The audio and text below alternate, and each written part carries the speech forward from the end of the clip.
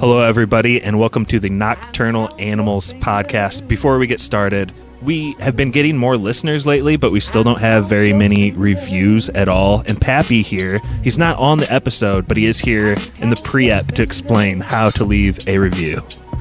It sure would mean a lot. I can't wait to listen to the episode, but if you want to support our podcast, open your iPhone, go to your podcast app, search for Spoilers Movies, and we should be the top result. We're the big orange Spoilers Bowl. Scroll to the bottom, leave us some stars and some words, and that really helps us show up in the rankings. We'd really appreciate that, and if you told a friend or two about us as well. I think that's it, isn't it, Pappy? That should be it. Okay, here's the Nocturnal Animals episode. Jesus Christ. Okay, so let's exchange information. Information? Yeah. Let's exchange information. All right, we get out of the glove compartments. Okay, I'm a Gemini. My favorite color's petal pink. I like long walks and kittens.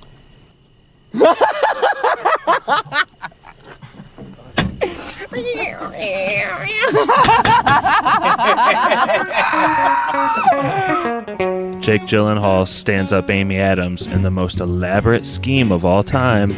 This is spoilers. I think I'm going to go with a way different spoiler there. Same.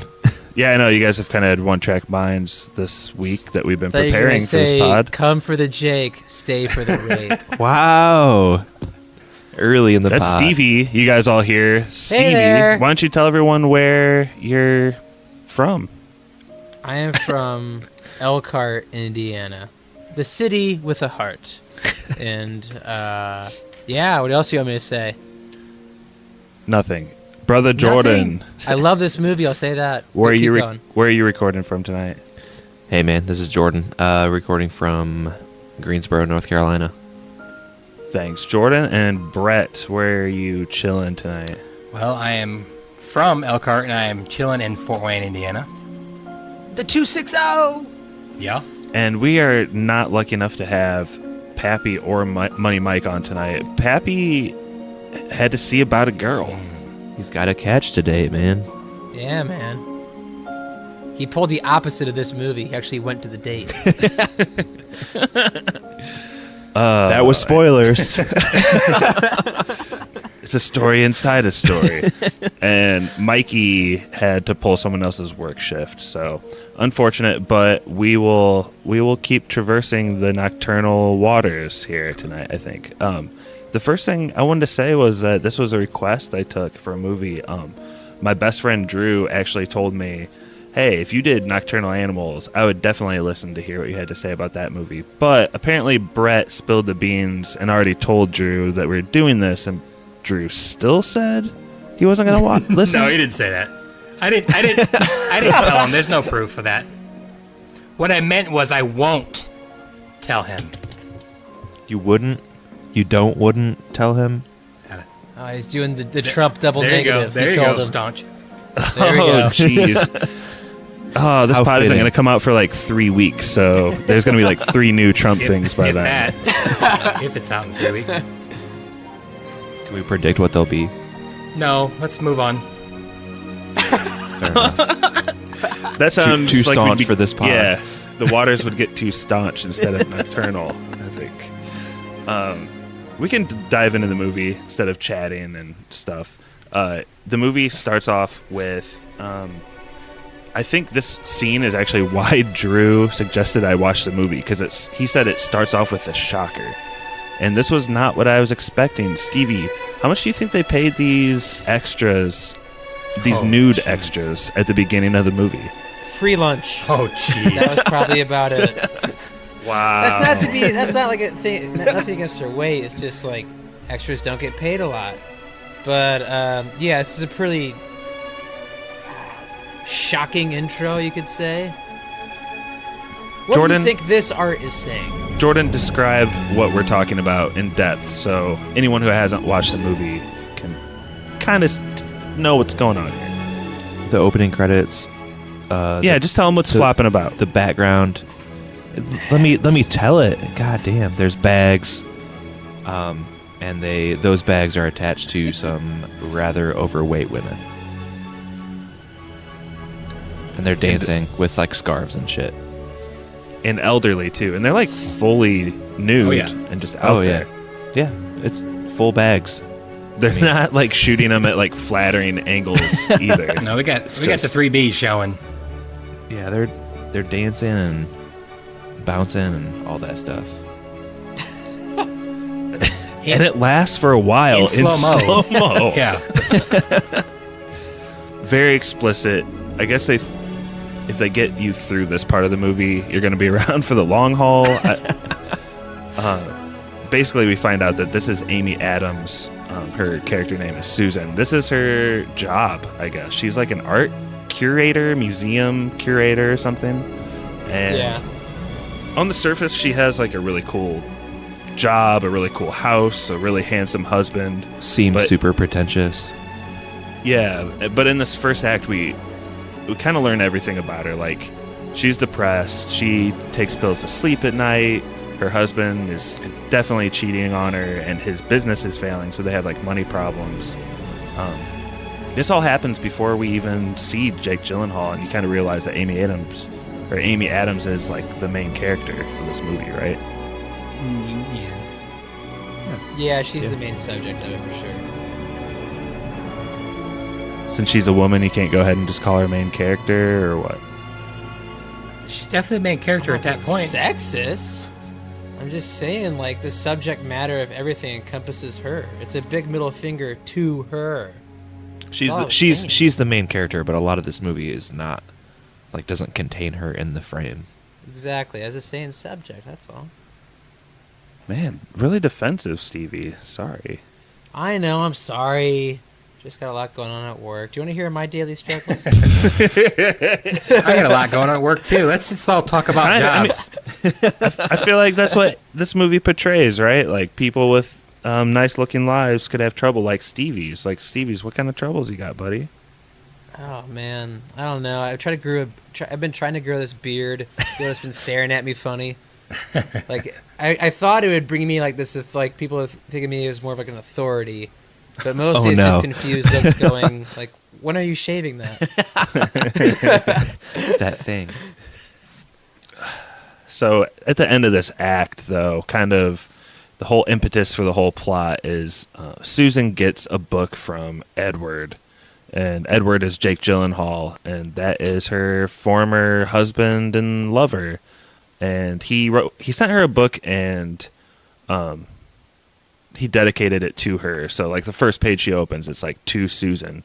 And the first time you guys watched this movie, what was going through your head at kind of like thinking about what the plot might be when you saw this dedication, I guess? I thought it was going to be kind of like mainly about their relationship, like more realistic. I mean, I wouldn't say like, I mean, the whole book part is definitely like I guess you could say loose, how would I say this?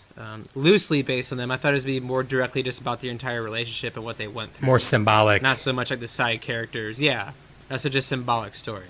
I feel like they're already setting up at this point in the movie that at the end you're kind of expecting them to get together and have this moment of realization, like, hey, we still love each other. Yep. And somehow she didn't even say a word at this point. She just kind of rubbed her finger along the book. But I felt like, I don't know, Amy Adams is a pretty good actress. Yeah. She can emote.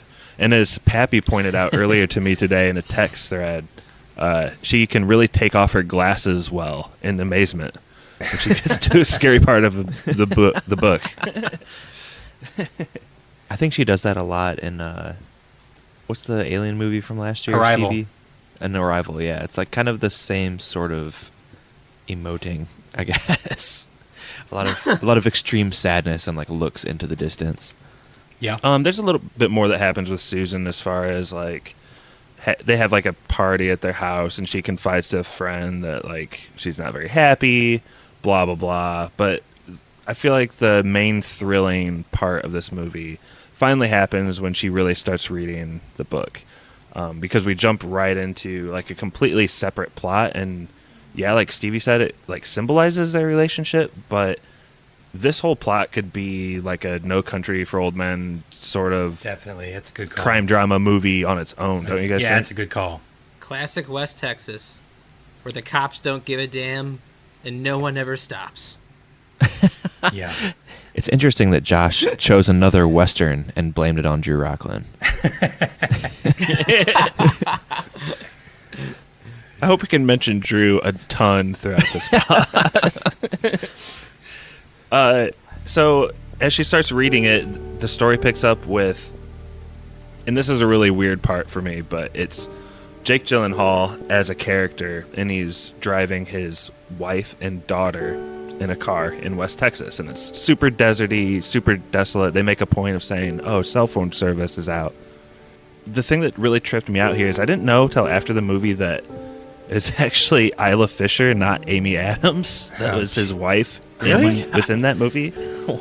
You couldn't tell that? I just assumed, and I guess I wasn't looking super closely at her face. I don't know. Yeah, that's Borat's wife. I mean, they did that for a reason, obviously. But yeah, I mean, I recognized her, but I also knew she was in it. I loved the pick.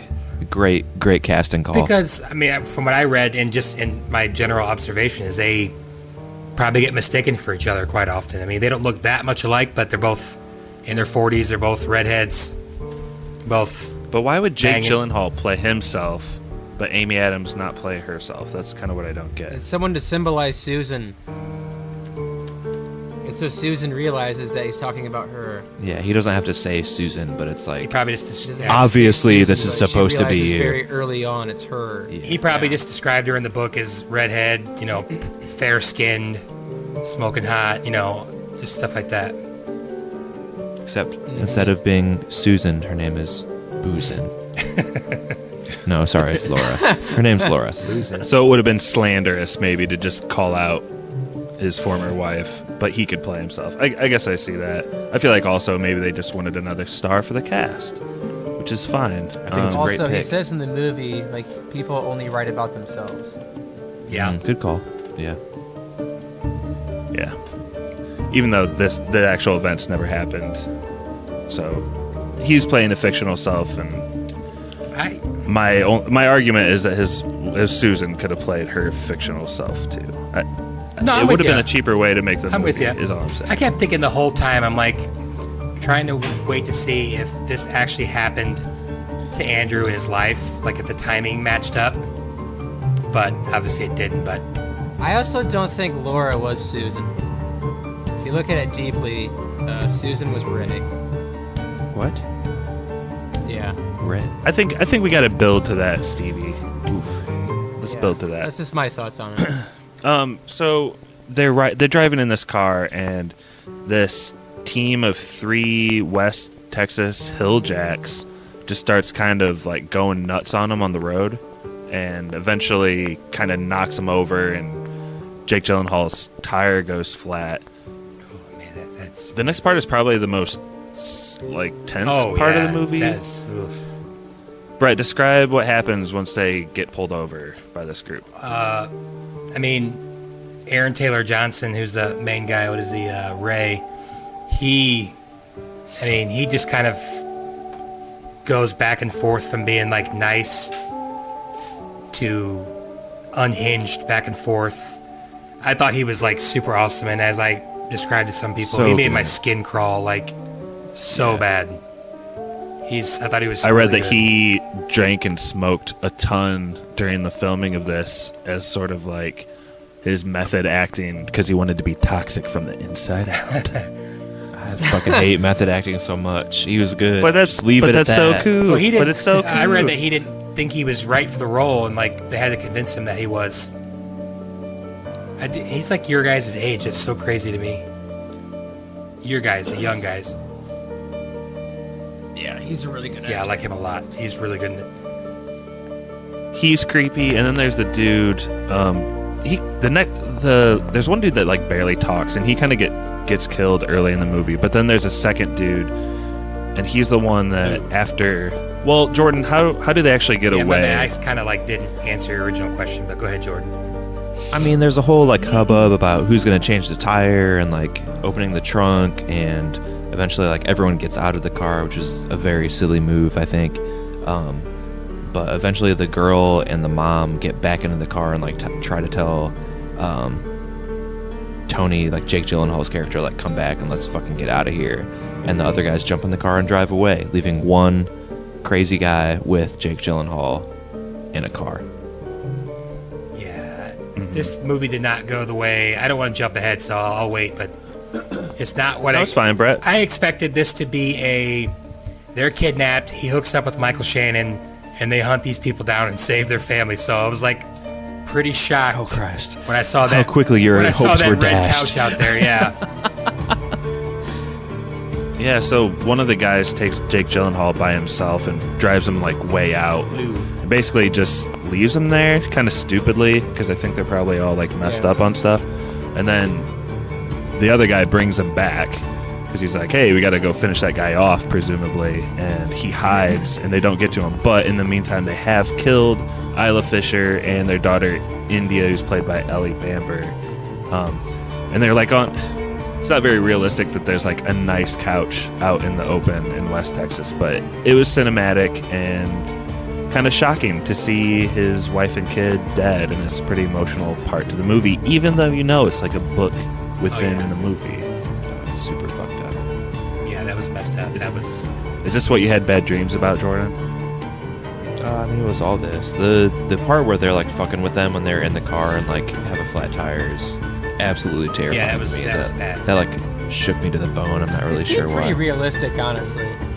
Yeah, and like there's the part where nothing outlandish in that scene. Yeah, well the only thing that I thought was weird. Spot to be in. Yeah, and like the one part that was weird was that the cop like flew by, and I think that was weird, but maybe just that the cop knows that like there are fucking crazy people out here, and like, sorry about you if you get pulled off the road, but I'm getting the fuck out because there's no cell phone service and there's probably no like radio service in there either. I don't know. That was only. I got the feeling yeah. that the cop flew by just because they were on a call. Me too, 100%. Oh, no, and that could be. Plus, the guy who was getting harassed earlier could have called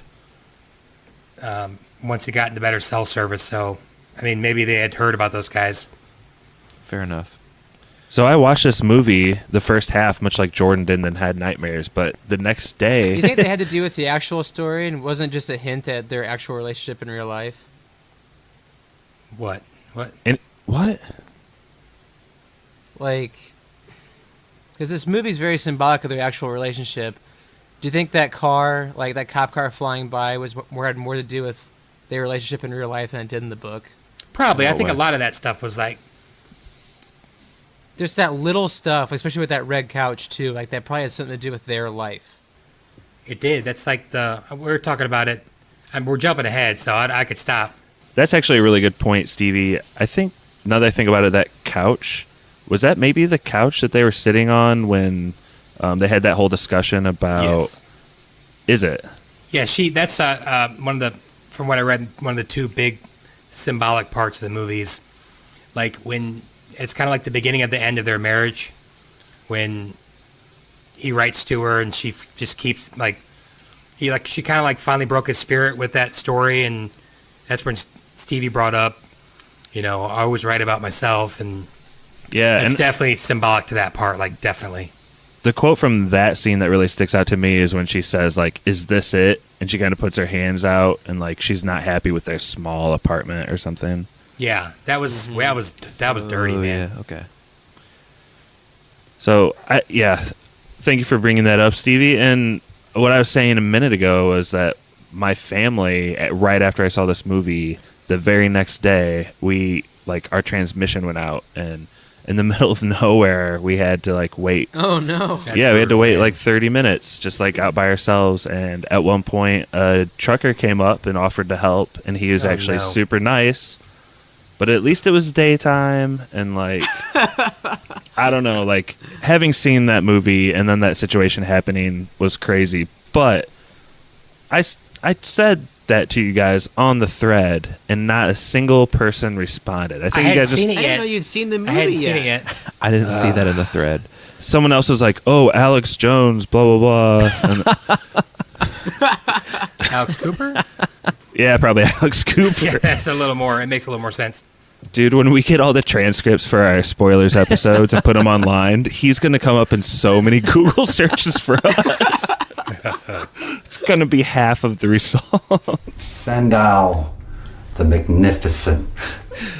Oh my gosh. Okay, so that terrifying scene happens, and Michael Shannon enters the movie at this point too, because Jake Gyllenhaal eventually does get to the police. And what were you guys' first impressions about him and his motivations in this movie? Michael Shannon? Yeah. Can I bring up a scene that I thought was really cool when you first meet him? Not cool, sure. but like Michael Shannon seems, he's kind of like a rough, but seemed like he probably has somewhat of a decent heart, and like he's really trying to be polite, but you can hear in his voice the condemnation for Jake Gyllenhaal about, and these guys didn't have guns. Oh, and you didn't do anything. Kind of like almost. And like, yeah, how did you let one unarmed guy drive you out into the country? Yeah, exactly. Like it keeps going. Like he's maybe not super trying to be mean, but it's kind of natural for him. Maybe like it's a Texas thing. He probably couldn't fathom not putting up a fight, but he's like kind of doing it in as polite a possible way as he can. I don't know. I kind of thought that was really well done. And Michael Shannon's awesome at everything. So do you think there he's like calling him out for being like a pussy, or do you think that he thinks he did it and is trying to like make up this story? I don't because I thought at first he thought that Jake Gyllenhaal did it. So yeah, rule of thumb, look at the husband. Yeah, no, I mean it's good police work, so I guess that's out. But I don't know. I see it as both sides of that, actually, because he has to do his due diligence and he's following through. But I think he's a smart enough guy to realize when he sees like a broken man in Jake Gyllenhaal, and he has to ask those hard questions. Yeah, and I could see that too. You're right. But I still think the overwhelming thing was him kind of silently, politely judging him, trying to be, treat him with kid gloves, but still, the West Texas in him probably was just like, for real, you did that? You didn't fight back? So that's just my take. And also, I feel like there's a cop cliche where middle of nowhere cops are gonna be bad and maybe stand up for the locals and not like out-of-towners. So I feel like I got that vibe from him at first, like, oh, there's gonna be like that. And that's kind of a cool subversion as the movie went on, because Michael Shannon was like super cool, actually. Yeah. So he gets to the cops, and I think somewhere around here, like, cuts back to Susan, and she like whips off her reading glasses for the third or fourth time. Do you guys remember some of these moments where she like kind of snaps out of it? Were any of them memorable to you? There's like 5 or 6 where she gets to a point and like kind of snaps back to her gray reality. The first time they get in the car, like when the hillbillies get in the car with the daughters, she snaps out and then kind of like snaps back in, but it's a little farther in the story, like 5 seconds farther in the story than we got, if that makes any sense to anybody. Yeah. I think the part that sticks out most to me is, I forget when in the story she kind of pops out, but it's a little bit longer of like an interlude in her story, and she's like, she goes to work and she's like working with her friend, and she like borrows like her coworker is trying to show her like a video of her daughter like in her crib or whatever, It's and like a spy cam type thing. yeah, it's like a nanny cam or whatever. That creeped me out. It was a jump scare. And like the Ray, I think Ray is the one with the long hair, and he like pops up on the screen in like a like a scary movie like jump scare type of thing, and it's like super fucking creepy. That's the one that like that sticks out the most to me. I forget where exactly in the story that is, but that's like one of the like I said, like interludes, I guess. Yeah. Stevie, you've been liking to get real deep into this movie. How is that explained, do you think? Like, why is that happening? What, if she's cutting in and out? No, why is she seeing a person from Jake Gyllenhaal's book in a nanny cam?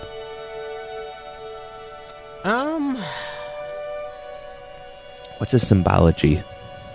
What's the symbology Quite here? frankly, I don't know. I don't know if it was for cheap thrill or for the fact that all she could think about was that book and Edward.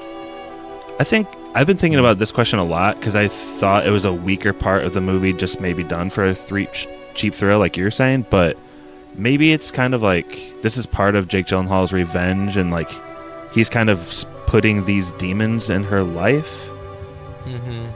That might be a stretch, but That's possible. she has a couple other daydreams where she like sees the rape happen, and there's something else too. I think that's what Stevie wanted to talk about anyway. So She didn't see the rape though, did she? I thought it was Jake Gyllenhaal when he sees Turk. That pops in his head. That's when he goes, "That's him." Maybe not though. Maybe it's twice.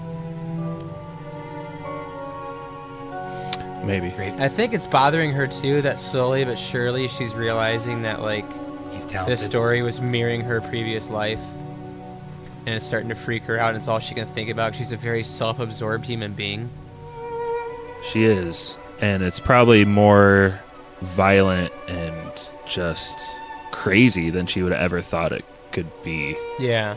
And I think that one thing that you have to do in this movie is you have to, like, I guess just accept that the book is really well written. You know what I mean? Because we don't get to read it, and it's Right. really well done in the movie. And I think at one point she says, like, hey, it's awesome. But I think Jake Gyllenhaal, like, writing a really good book is, like, kind of part of the plot, too.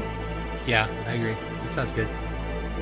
I think there are parts that it kind of isn't very good though, and they kind of stick out as like those are the parts where it kind of she jumps back to this isn't really interesting. Like I find myself fading off a little bit. Like it's not. I don't think it's a perfect book. There's a part where some of the reactions are just like very intense and they like don't really fit. And to be honest, I find myself drifting off in those parts of the movie as well. But then it snaps back to like a memory of her fighting with Jake Gyllenhaal and in their real life when they were married or whatever, and them kind of like fighting and stuff. And it seems like she's also going back to like, oh, like his writing isn't always the best. He gets self-absorbed sometimes and like needs to step away from it. But most of the book I think is well written. I don't know. That's one of the things I was a little confused about coming out. Like, what is her interpretation versus the actual book?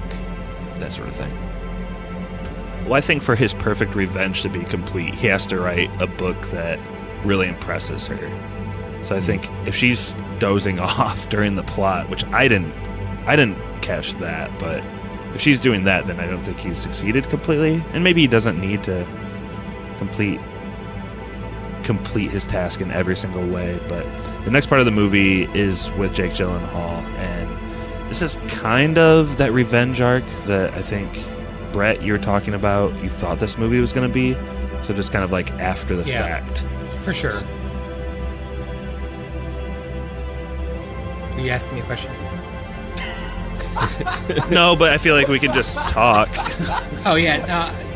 Yeah, it's not exactly what I wanted. Like, I wanted them to get put in prison. I don't know why. That's maybe just a whatever, but that became pretty obvious early on that wasn't going to happen. And then when they took the Lou out of jail, I was like, well, they just lost that case. So, you know. Yeah, this isn't my cousin Vinny, though. Stevie, did you like this plot Did you like this plot in the middle of the movie where they kind of get the guys one by one? Can you recall that for our listeners at home? I mean, the whole point of these two guys is Lou and Ray is they're pretty much playing like a serious game of denial and not showing any emotion about anything. And I do like that scene where Michael Shannon gets Lou by himself in the holding cell, and Lou won't even look at him in the eyes because it's more of fear, and also he's remembering and he's also lying like I had nothing to do with this, but he definitely knows. Terrifying. Yeah. I think Ray Michael Shannon's a really good actor. Yes, he is. Like, Ray cracks a little bit the first time they're trying to get him. Yeah. Like, at the very, very end, he smirks a little bit. But, like, he had kept a pretty nice facade up the whole time. But at the very, very end, when they, like, kind of zooming in towards his face, he smirks and then, like, ends. And they're like, yeah, we're going to let him go. I think it was kind of a little bit of a cheap trick, but maybe kind of cool writing in that, like, Jake Gyllenhaal actually looked different without, like, a beard or something when he went back to West Texas. So it was actually believable that the guys, in whatever blurry state they were in that night, like, actually didn't recognize this guy, like, at first. But then, like, I felt like they were actually all really good actors, and you could, with Lou and Ray, you could, I feel like, feel the moment where it, like, sunk in, even though they're still playing the deny game, like, as hard as they could. They fucking know. Yeah. Yeah, I think like Lou, I didn't really think about it until you just said that, but I think he was kind of like really underrated in this movie. He was like the quiet psycho, like almost polite, but not polite, but like in the car, and and then he's more the douchey, the quiet one, and Ray was the, your textbook psychotic person. Ringleader of the bunch. Yeah. Do you guys remember a line, maybe a little bit of levity in a pretty dark scene where he's like, he has Jake Gyllenhaal and they're like riding out and they pass the car and he's like, oh, I guess he hasn't killed him yet. And Jake Gyllenhaal is like, what are you talking about killing? Yeah, that was and the guy goes, levity, I mean, I said that he didn't kill him. I mean, if you fucking listen to what I'm saying. Yeah, that's pretty funny. Like, if you weren't so mortified, that would be like a little snicker moment. So anyway, Yeah, that's funny. that middle scene kind of coalesces into they approach Ray's house and Ray's like taking a outside poop. Talking on the phone. He has a pretty hilarious reaction. Such white trash. Yeah. Come on, finish up what you're doing. Let's go. You mind turning around? Believe me, I wish I could, but Don't believe me.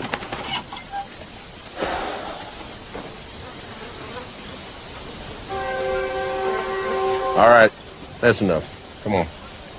Come on now. Since he was method acting with his drinking and smoking, I gotta believe that's his real poop on the toilet. Real deuce. Oh, that was gross. And Shannon's like, that's enough. You've wiped enough. Were you guys scared at that point that he was gonna like pull a gun out of the toilet? No, actually, he didn't seem like a gun Afraid he type was of gonna person. Stand up. I was too. I was waiting. I was like, please don't. But there's no dong hung in this movie. No Vigo dong. No. Unluckily, There's a little bit of dong in one of the pictures when they're eating dinner at the party in the background. It's like a sculpture dong. Sculpture dong counts. Vigo sculpture dong. Eagle Eye about- Brett yeah, never- watching out for those background dongs.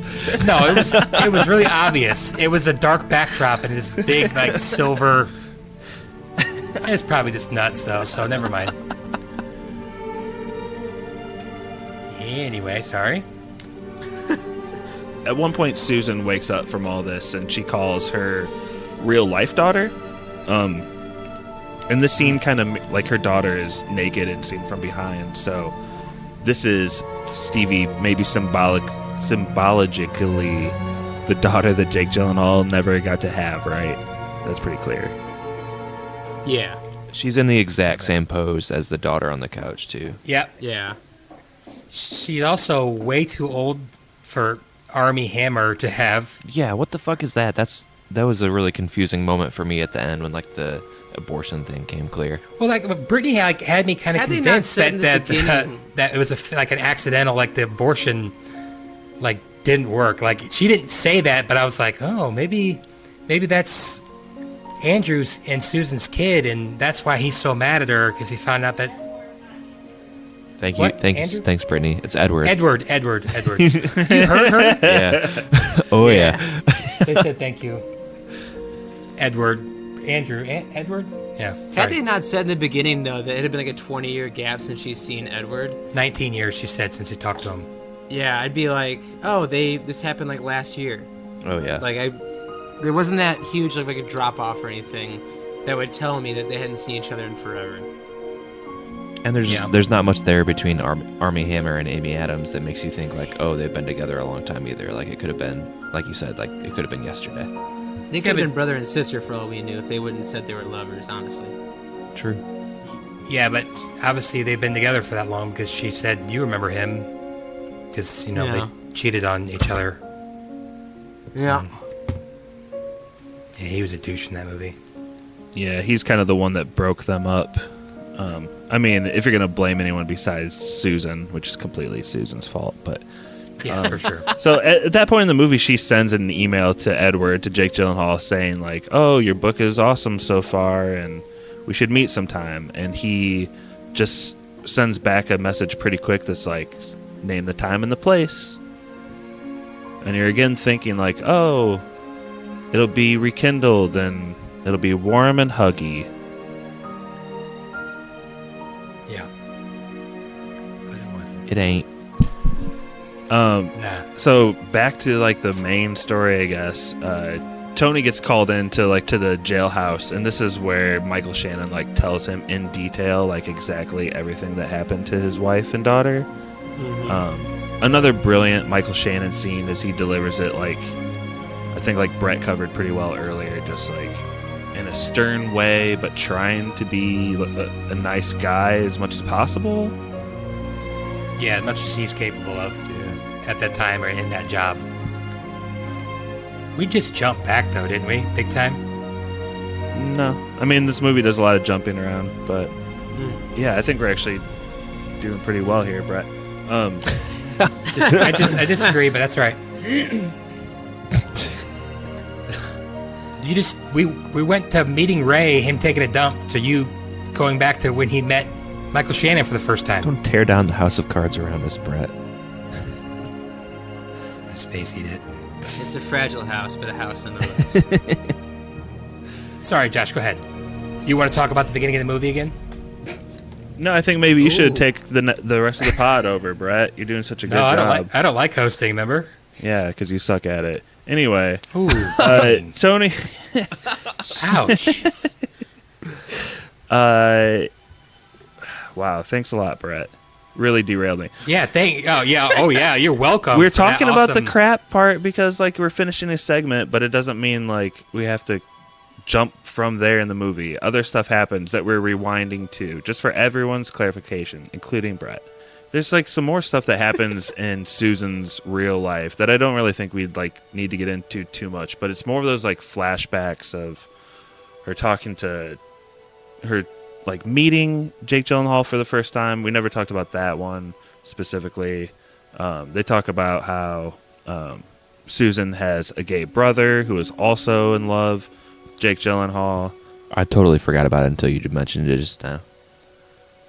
She seemed to come from a very wealthy, staunch family. So staunch. And those are the two other Super staunch. Those are the two other flashbacks I wanted to hit on in particular with her. Is she meets with her mom in a restaurant, and she's being romantic Susan at that time, like basically fighting against everything her mom is saying. Right. Why do you guys think she flips so fast? Like, just because she's a bad person? Is that like the point of the movie? What do you mean by flipped? She goes from telling her mom she doesn't care about things and materials to, a couple scenes later saying, "Is this it?" Well, I think it was her parents cut her off. Oh. And I think it was the realization of, like, trying to be supported by Edward and not having her parents' money really freaked her out. You and I are a lot more alike than you think. You're wrong. You and I are nothing alike. Really? Just wait. We all eventually turn into our mothers. So she is a bad person? Oh, yeah, definitely. She's a terrible human being. And plus, I really think she just hated her mom and wanted to give her a bunch of answers she didn't want to hear. Yeah, I think there's a lot of bad blood there. It's a weird layer in the story that like like the mom says like we all end up like our parents, or we all end up like our mothers or whatever, and then like at one point Jake Gyllenhaal says like you're acting like your mother as well, and like she definitely does kind of turn into that character. She tries to make a turn to the best at the end, but gets stood the fuck up. Good riddance. And then I think what happens very next in the movie is where she's kind of like just tearing Jake down about the book that he's writing, even so far as to say like the genre he's writing in isn't good for him. That's pretty rough. Brett, has your wife ever just torn you down like this? Did you have anything to relate to there? Only thing I know for sure is that I'm a terrible host. Other than that, what was the question? Stevie, has my wife ever Jesus torn me Christ. down? No, she has not torn me down. Stevie, have you ever had just a real difficult moment where because I think maybe what Susan was saying was somewhat truthful probably at the time, but she wasn't being very supportive. My point is, to you married guys, it hurts when the person you love, and I sorry, this can go for you too, Jordan, but the person you love just doesn't get what you're doing or tears you down about it. I thought this was a pretty relatable scene. That's just normal, though. You got to be supportive, though. I don't know. Maybe she had done that 100 times and was finally just like, dude, you're not any good. Yeah, I think or you need to get better, or you need to get out of your comfort because zone. writing was a very therapeutic thing for Edward, and it took him to places where he liked to be, and Susan saw none of that and was just like, this is terrible. Plus, I think she picked the worst time to possibly give him her honest criticism. Right. He was just really down on himself, and he, like you said, he'd been working all night. He was really tired. Yeah. And he thought it was good, and she was like, yeah, this isn't any good. And as a creative person, there's a giant fear to putting yourself out there and having the person you're closest with just tear it down. Yeah. That has to be a very crummy feeling. Yeah, I am a video producer, so I bring home a new feature every couple of weeks and show it to my wife, and I feel like we can only get in a fight about a fourth of the time.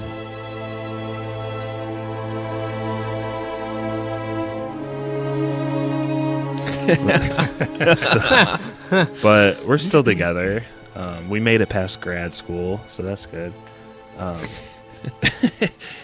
And then after that, Susan, you see her at her work, and this is where they have the big black revenge sign. She's kind of like, oh, where'd this come from? And if you read online, people theorize Jake Gyllenhaal got that in her art studio somehow or something. I was going on a rant about how terrible most art was at the time, so I was like, that pig or the bull, the cow with the arrows, I was like, that's so crappy. And then they start walking on the stairs, and I'm like, see that, I was like, that's art. And then I saw the revenge thing. I go, even that's art, but that cow with the arrows in it is not. So that's what I was going through at that time. I think the scenes with her, with her coworkers and her friend there, they just reinforce to me how pretentious Susan is, and she's caught up in this whole world. And I read a couple of reviews about this and how she collects art, but she's not an artist herself and maybe doesn't understand any of that. And so I thought that was an interesting point that she he says that to her when they kind of get in the fight on that red couch. Yeah, that's a big point of what he always tries to drive home to her, and what she rejected in her own life was that hey, you could have been a great artist, but you reject and underestimate yourself.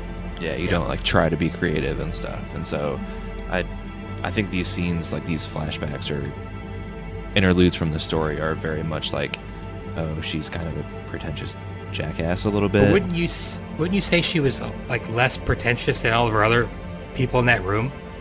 I mean, she talks down pretty heavily to her assistant that's in the room, or yeah, that was pretty bad. That was kind of that was kind of the first time I realized, man, she's just not very nice. I think you're onto something though, Brett, because those other people come off as pretentious too, and she's in their world an equal with them. So I think that's basically what her level is what they're kind of trying to say. Yeah, she's in that class that's like that, and yeah, I think she's one of the same.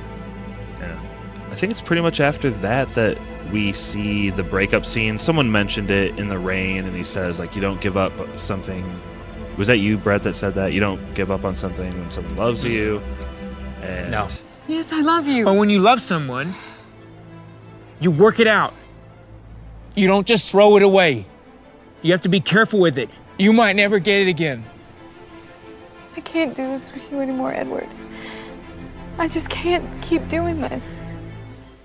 In here somewhere, they say actually the name of the movie, Edward had always called Susan a nocturnal animal because she stays up late, which seemed like a weird reference. But let's get back into the Western scene, because this is where Michael Shannon tells Jake Gyllenhaal that like they have to let Ray go, and he's basically like, hey, if you want to talk more about this and about justice, meet me at this diner. Jordan, can you lay out what happens as they are eating here, and Michael Shannon like yeah. That made me laugh. That scene was funny. At the diner, yeah, like Michael Shannon's basically like, how far outside the law are you willing to go? What are we gonna do? It's a question of how serious you are about seeing justice done. You get me? Kind of like wink, wink, except definitely actually winking in real life. And somehow at first Jake Gyllenhaal doesn't really get it, and finally begins to catch on, I think, and he's like, yes, I want all of that. And so they go on a No Country for Old Men rampage to fucking nail these motherfuckers. Well, it doesn't. Well, let's cover Gyllenhaal that, doesn't really because- have the stomach for it, we find out, but Yeah, exactly. So they catch Ray asleep, and they like take him into the car at gunpoint, and then they like bring Lou in, and Michael Shannon like at some point admits that he's like super sick and gonna die soon. So this is part of the reason he's like all kamikaze, but he has to like literally go puke, and he gives the gun to Jake Gyllenhaal. And Stevie, was this a difficult part of the movie for you? What, when he can't shoot him? Yeah, there are two there, and you know it's gonna be all about like, does he have the guts or not?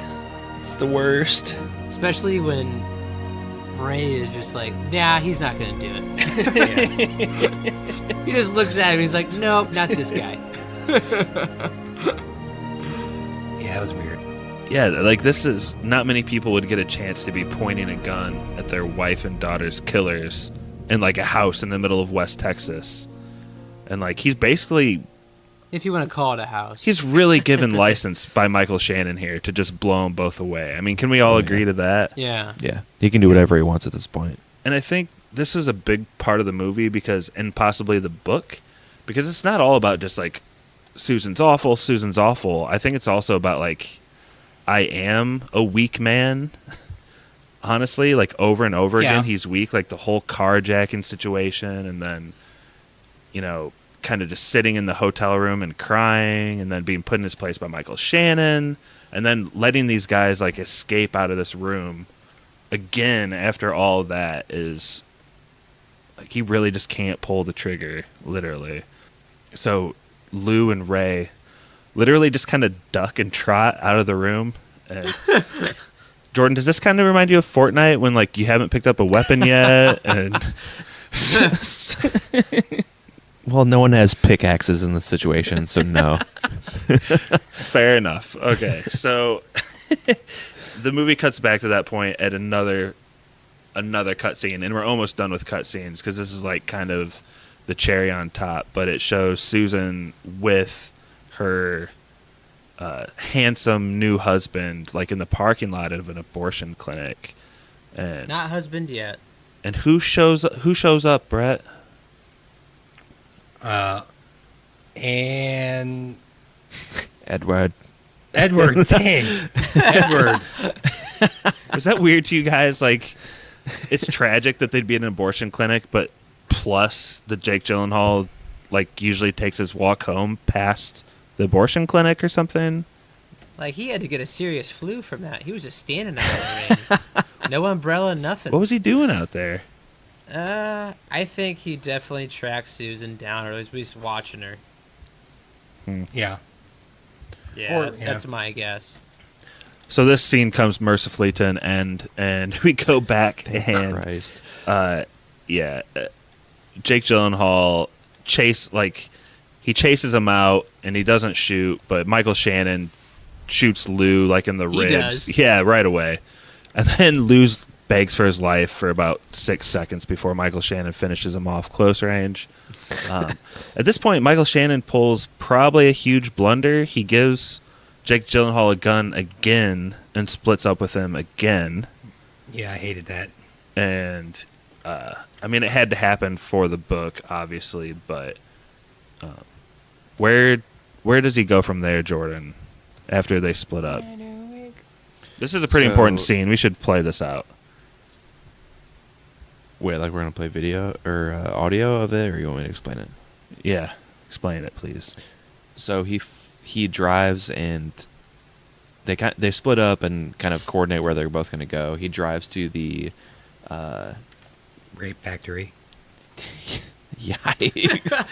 Christ, the like trailer, like the trailer where they think that Shanty where the wife and daughter were raped and killed, and he like sneaks in the door. And how the fuck is Lou asleep at this point? Or sorry, Ray. How is Ray asleep at this point? But he like awakes from a slumber and basically starts talking shit right away. He's practiced. I don't know. He's learned. The technique of insta-naps? What? Stevie, if a scene was going to hold a lot of symbolism, it probably would be this scene, right? Yeah, because I definitely think that the detective that Michael Shannon played was the deepest part of Jake Gyllenhaal's soul that was constantly arguing with him as if he should kill these people or not. Eventually, like, the weakest part of Jake Gyllenhaal won out, and this is where we end up at the very end of the movie, which I think Ray is Susan. Well, let's explain the rest of this because Ray approaches him and he's like doing all his like smooth talking, but in the meantime he grabs. He pretty much says, "I remember your wife. I remember your daughter." And he didn't pretty much say it. He said everything. Yeah, that was terrible. Yeah. Go ahead, Josh. Yeah, he explained it all out, and he grabs like a fire iron, like a poker thing. Yeah, a fire poker. And he just gets closer and closer to Edward, and Edward finally starts like, I think he hits him like twice, but not before he just gets smacked in the skull. Yeah, did he lose his eyeball? Did he lose his eyeball? How the fuck does the guy get shot twice in the chest and is still able to like full armed adrenaline, Jordan? Adrenaline. Jack him up with that adrenaline? I didn't think that was that bad, Fire especially when he woke up from being unconscious and found Ray dead on the floor. Like, he did bleed out, but I didn't think it was bad either. I thought that was within the realm of possibility. yeah, Jake Gyllenhaal then just goes out into the field. He like test fires into the sky. At first you're thinking maybe he's trying to signal Michael Shannon. Point Break. Oh.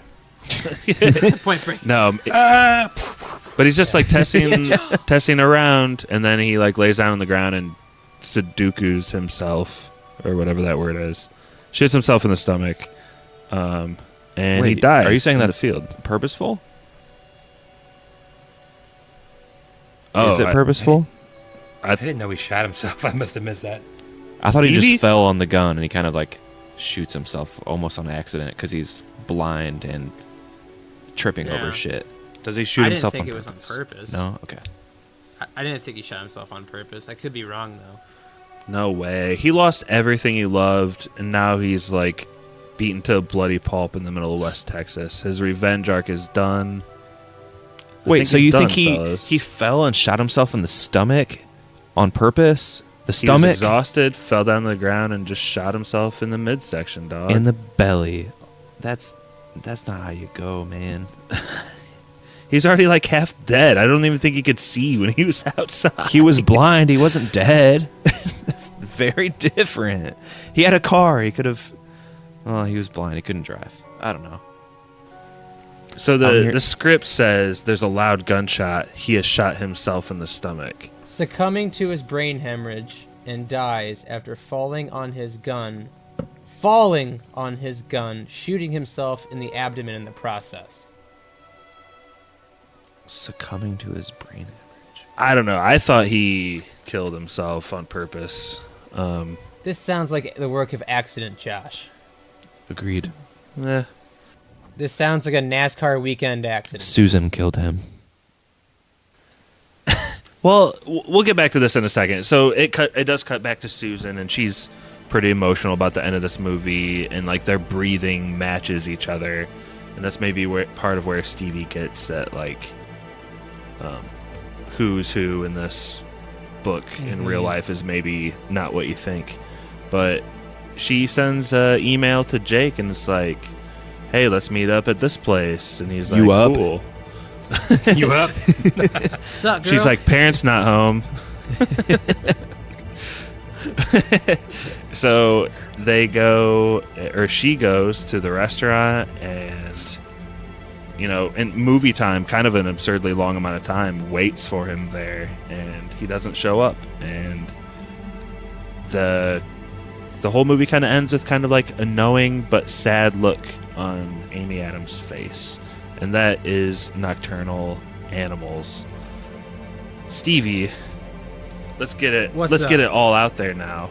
What's up? I thought that it is possible, and this is a theory online, that he does kill himself in the book, and possibly also he's not just standing her up at the restaurant, but he's also committed suicide in real life once his real life revenge is complete.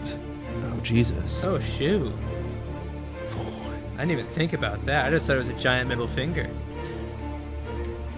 Before tonight, I actually had read the end of the script because I wanted to know, and it literally says the last line of the script is, the expression on her face belies her realization that Edward is not coming. And that really reminds me of Point Break, which we covered earlier, except instead of not coming, they always say, he's not coming back. So maybe this is Edward, Jake Gyllenhaal's proverbial wave of the century. Like deuces? Maybe. Oh, man. I don't buy it. I like just that thought though. It was It's a big dark. middle finger to like giving her hope of him showing, but nope. Not now, not never. Not now. I guess not never. I guess the director said the two outcomes he wanted the fans to think about ambiguously, but that doesn't mean that what Josh said isn't true. Right. I It's definitely a possibility. I like the idea better that he's grown wiser and awesomer in these last 20 years, and just a great writer, and is like sipping whiskey, and he's like, fuck hoes, make money, and he's like just like hanging out at home smoking a cigar while she's at this restaurant like disheveled. That's what I'd like to think. Yeah. It's a really dark ending you threw out there, Josh. No, the ending that I like is him smoking a cigar, laughing like Newman.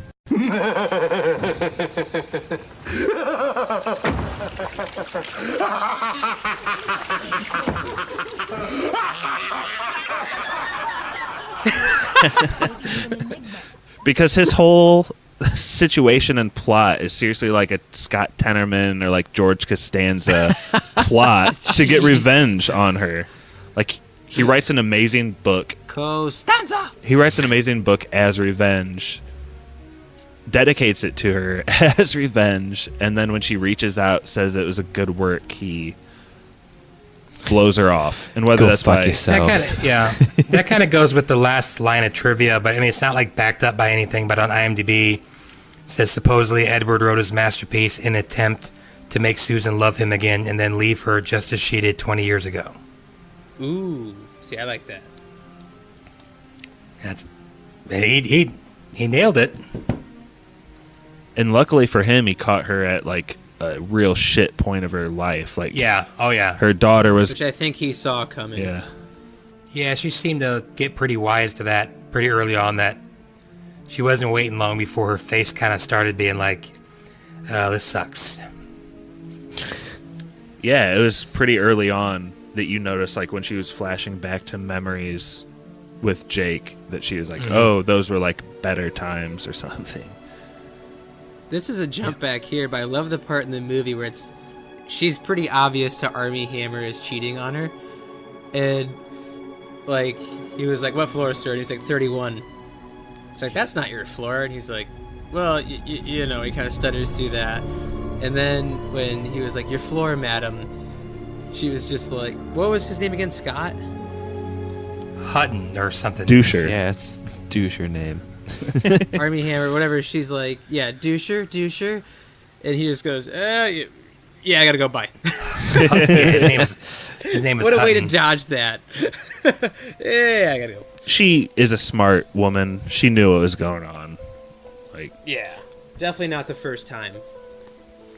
I feel like we hit a lot of the symbology along the way. I don't know if we really need to go dig into it, but was there anything you guys missed before we hit yes or no's?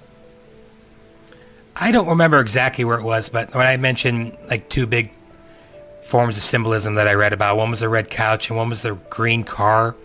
I don't remember if that's when she tells him that she's not in love with him or that she's unhappy, or if it's the car they're in when he sees that she just had an abortion, but it's like the exact same car that the hillbilly's driving. Yeah.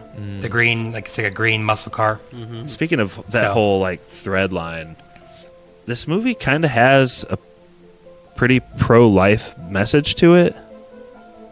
Oh, jeez. Let's not. Does it? Jeez. Well, it kind of it eventually ruins her life in the very, very end. I think she has done that herself. Yeah, You did that to yourself, mate. but that's like the ultimate revenge that she said that he would never forgive her for. So, and she's in love with him at the end, and he literally never forgave her for that. So, See, that's why I think Susan's Ray. Because Ray killed his marriage and killed his daughter, just like she did. I think Susan was the gun. Oh my god. Guns don't kill people, though. I'm joking. That's not. We're gonna bring up all the hot topics, bro.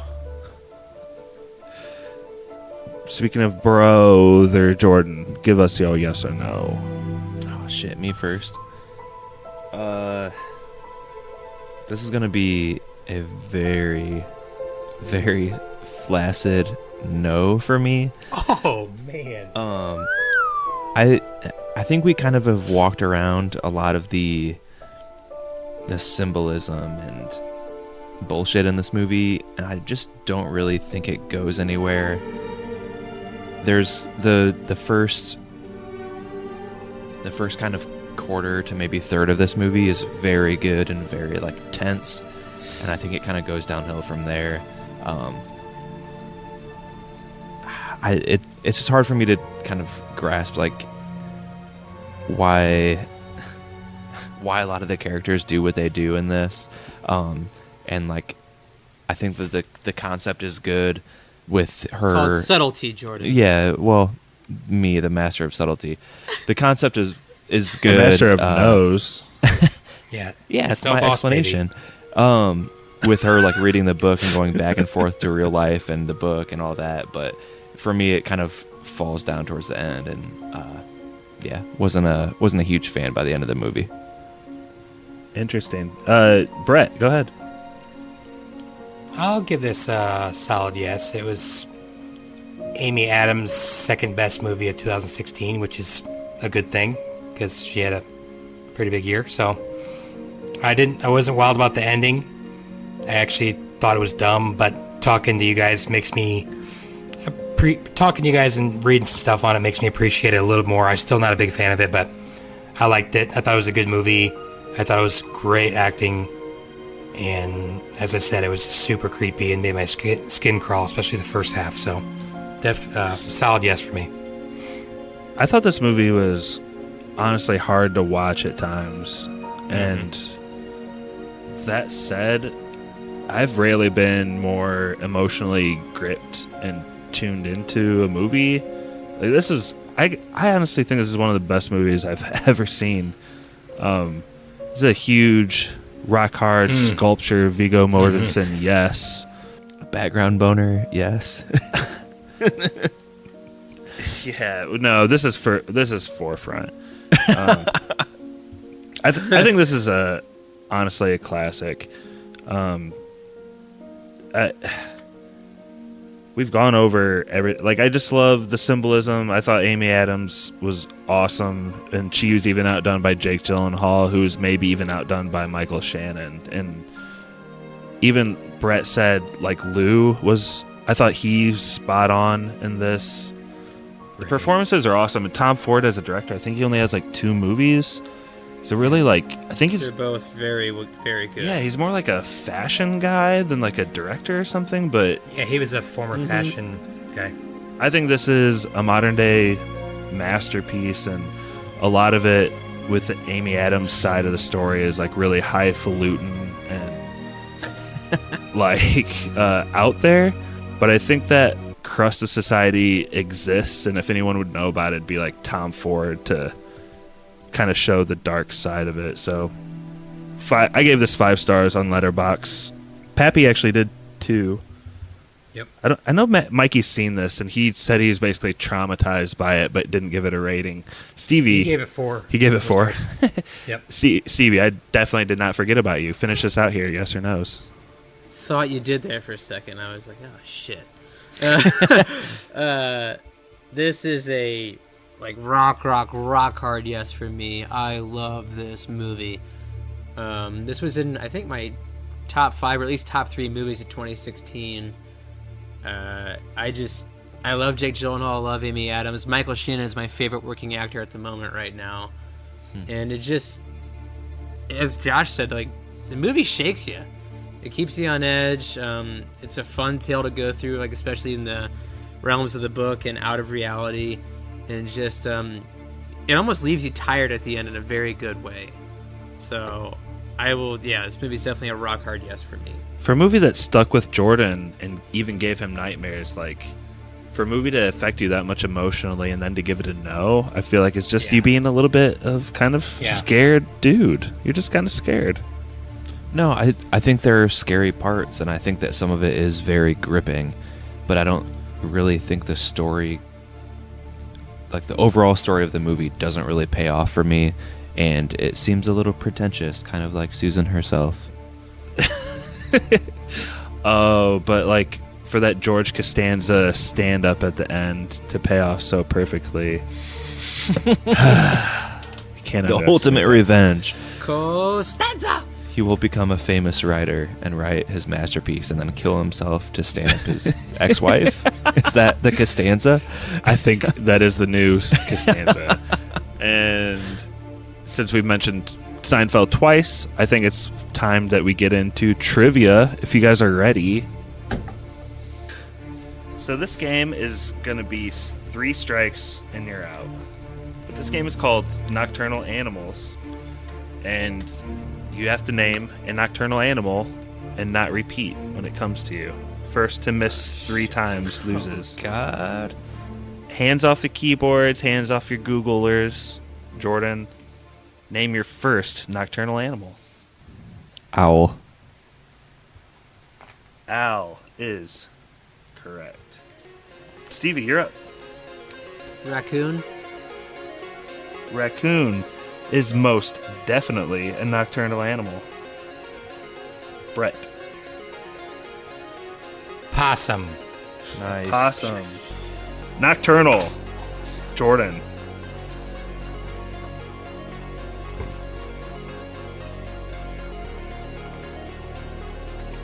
Jordan's in trouble.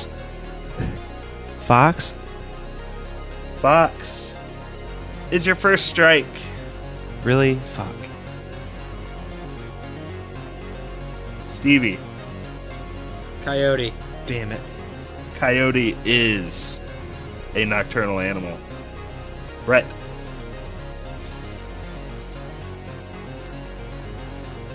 Wolf.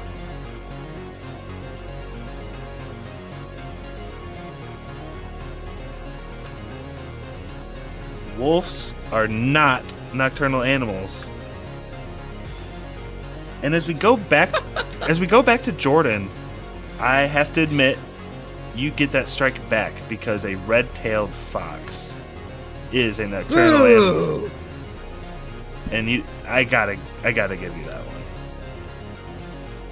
So I don't have any strikes now? Yeah, you have no strikes. Woo. My next answer is bat. Bat is a nocturnal animal. Great guess. Stevie, you're up. Jordan's flying high all of a sudden. I'm not good at this. There's so many nocturnal animals. I wish my lady. I wish Lauren was with me. She knows so much more.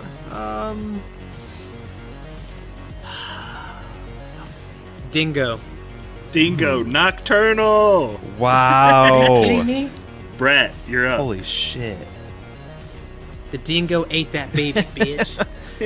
No, they aborted that baby. Crickets? Whoa. Cricket is a nocturnal animal. Did Brittany tell you that from the background? I feel like I No. heard her say something again. No, Brittany did I heard not it tell me too. that. You heard lying. Jordan, you're up. Lightning bug. Lightning bug. Y'all are the worst. Hold on a second. I think that's on here. Oh, wait. Is it? Lightning bug. Firefly. I will give you that. Nocturnal. You got it, Jordan. Stevie, you're up. God damn it.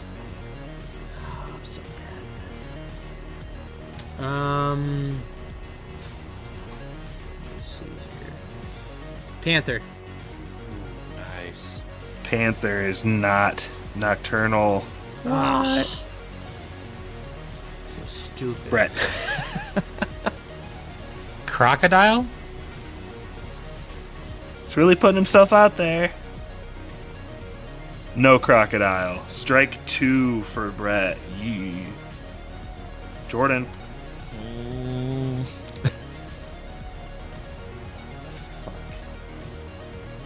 Black bear. That's a really good one. No black bear. That's your first strike. So are we all on one right now? No, Brett's on 2. I have 2. Stevie, you're up. This is going on a limb here. Only because I've heard about like someone I know. Long story short, this happened to a dog and it was super sad. But I'm gonna go with the skunk. Ooh. Skunk is a nocturnal animal. Great guess, Stevie. Brett, you're up. Yeah, this was a mess up story for a later day, but it happened to a dog. Whose dog? A later I day. don't know. Keep Later talking. day. Brett, you're up. Yeah, I'm gonna go down Scorpion. Oh, nocturnal. Jordan, you're up. Fuck. Brett, how'd you go so quickly? That wasn't quick.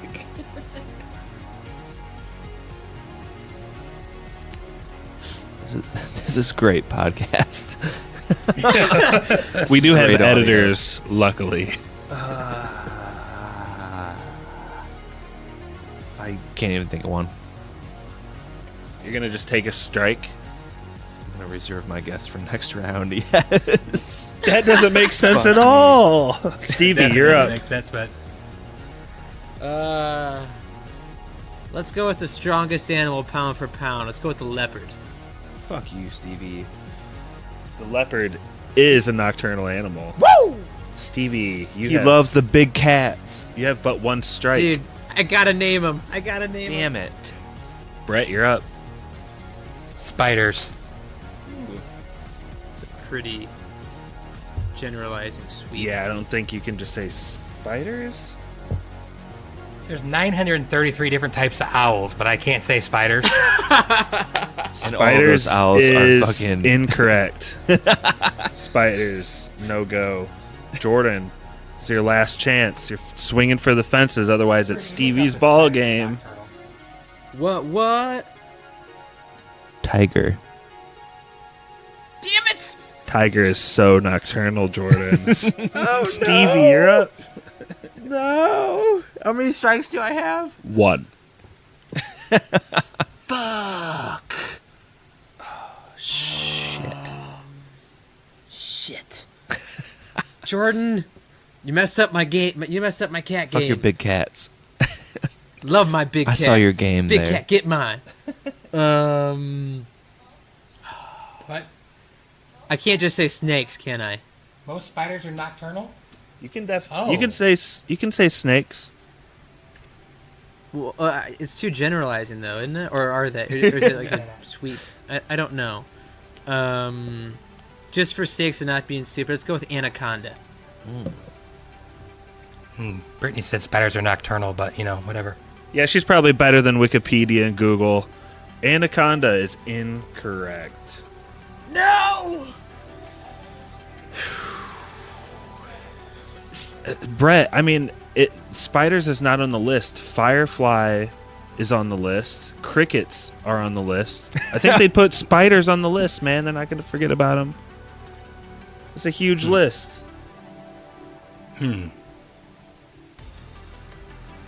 Speaking of a huge list, Jordan has to name one more nocturnal animal out of this huge list. There's a lot left. Wait, I'm on 2 strikes. Is Stevie on 2 or 3? I'm on 2 strikes. He's on. Yeah, but if you get it wrong, you're out. No, I get it. I'm just trying to make sure. Also stalling for time. If you guys listen to the pod, you'd see that we usually do cut out your thinking time.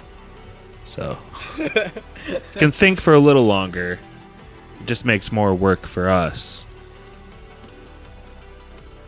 I need this thinking time, though. I see. Crabs? Trying to go towards the water here. Which kind of crabs? Horseshoe crabs, specifically. I didn't know if you meant pubic crabs. I'm going to say that you get that wrong because hermit crab is on the list. Motherfucker. And also, Brett, the only thing they have listed related to a spider here is actually tarantula. And I kind of gave you a chance when I said what type, because just spiders in general is not on the list. I'm sorry, bud. Can you edit that out so I don't have to jump when I hear it on the pod? You know when it's coming now, so. Don't edit that shit out. When we're an hour and 20 minutes in. Especially because after I said it, he goes, ah. I concede. My bad. Who's the person that guessed the crocodile? Me? Sadly, only the dwarf crocodile. That dwarf bastard. That's a fish. But here are some ones you guys missed, and if anybody's with us still on the pod, thank goodness for you. But badgers, bandicoots, bats, beavers, there's so many. Just cat. Beavers are nocturnal? Yeah, and you guys were talking about the big cats. You forgot just household cat, cougars, lions, and jaguars. You guys could have kept cougars going. Do come out at night. I said the panther. No dice. So yeah. Wait, did you say jaguar? Yeah. No, I said panther. What did I say? Leopard? Josh, you said jaguar? Yeah, jaguar is one. Is nocturnal? Yeah. A panther is a jaguar. Stupid head. Well, good thing at least Stevie's big cat. Bringing it home. Is a panther a jaguar? Yes, it's a black jaguar. Oh, that's right. 'Cause there's not really just a. Yeah, you're right. It's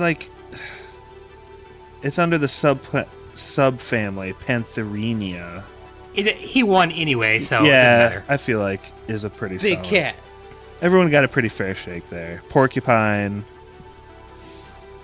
These are just the easier ones, but Jordan, I'm buying you time now for you to think of a movie, or Stevie to think of a movie. Okay. Also, the common mouse is nocturnal. Oh yeah, duh. But we're gonna toss over to Spoiler Man, and when we come back, Stevie will give us our next movie. Point Break again. Point Break. The female I would love edition. it. We want Swayze. I'd love to do some Roadhouse or dancing. Pappy would hate that movie. Our email is podcastspoilers@gmail.com. Twitter is @spoilers_pod. Our Instagram is podcastspoilers. It's lit. Stevie, have you thought of a movie for spoilers to spoil? I have. Is it from And the 80s? Ghost. I think 86, maybe 88, maybe 1990 for all I know. I cannot remember. But this is a podcast where there can only be one. And we're going to do some Sweet, Sweet Highlander. I've always wanted to see that movie. 1986. There we go. I feel like it'll be the exact same goodness as Thor Ragnarok. Isn't Highlander like the Yep. most divisive movie ever? Like you either like love it or you It's a despise bad it. movie, but I love watching it. I love Christopher Lambert, so There you go. And Sean Connery playing a Spanish guy. Who doesn't love that? I'm watching a movie where he plays an Irish guy right now, and you'd be surprised how bad of an Irish accent he has. Well, join us next time on Spoilers, where we will try out our Irish accents. I think that's it. Unless you guys have anything else. Nope. That was Spoilers.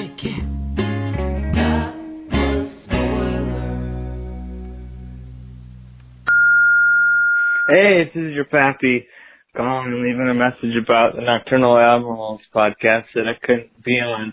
Sorry, I was hanging out with a lady that I met on Tinder. We went and had drinks and we made out, and then I never saw her again. Anyway, the movie was good. Hope the episode's good. Can't wait to listen. Love you guys. Bye.